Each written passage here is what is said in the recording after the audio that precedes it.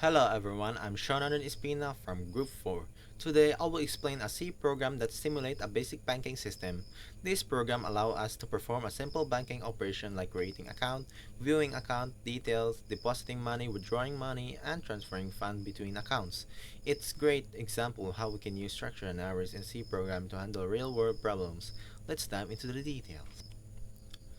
Struct and data handling. First, let me introduce the main building block of this program, the struct, called account. This structure represents an individual bank account. It has three key properties. Name, which stores the account name holder as a string. Account number, an integer that uniquely identifies the account's balance, a float value representing the money available in the account. All the accounts in the system are stored in a global array called accounts. This array can hold up to 100 accounts as defined by the constant max account. We also use a global variable accounts count to keep track of how many accounts are currently in the system. Functions and their roles. Let's talk about function in the program. Each function is designed to handle a specific task. First, create account. This function allows us to add new account. It takes as the user for the account holder name, account number, and the initial balance. Once these details are provided, they are stored in the global account array, and the account count is incremented if we have already reached the maximum number of the accounts. The function stops us from adding more. Display accounts. This function shows a list of all accounts in the system. For each account, it prints the name, account number, and balance. If there are no accounts, it simply tells us there are no accounts to display. Deposit. This function lets us add money to the account. It takes the account number, deposit amount, in inputs.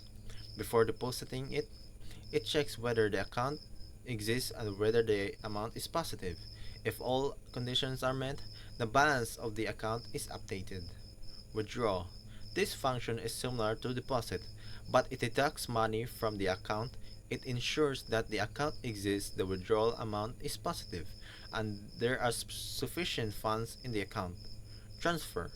This function allows us to transfer money from one account to another. It checks that both accounts exist, the transfer amount is positive, and the source of the account has enough balance. If everything is fine, the amount is deducted from the source account and added to the destination account. Find account. This is a helper function that searches for an account using the account number.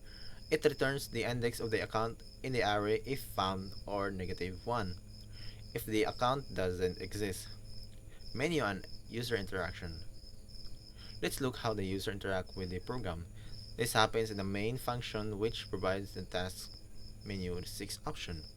First, create account, display all accounts, deposit funds, withdraw funds, transfer funds, and exit the program. The program runs in a loop, showing the menu repeatedly until the user chooses the exit option.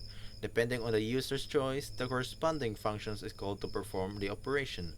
For example, if the user selects number 1, the created account function is invoked. Error handling. The program includes basic error handling to ensure smooth operation. For example, if you try to deposit a negative amount, it shows an error message.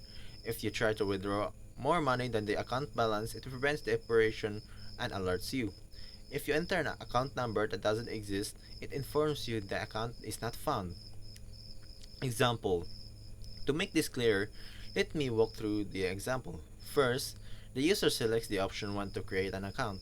They enter the name as a John or whatsoever, if you want it, account number as 101, and the initial balance of 5,000.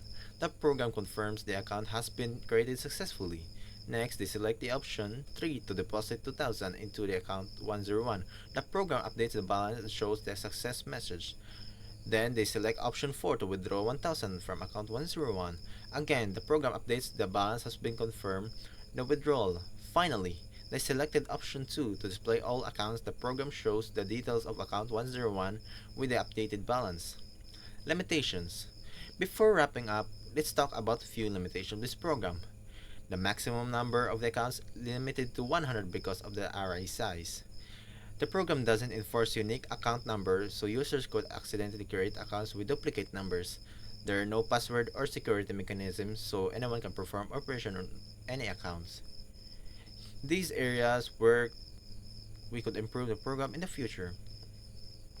So in conclusion, the program demonstrates how to manage the simple banking system using C. We use structure to represent account array to store them, and function to perform the various operation.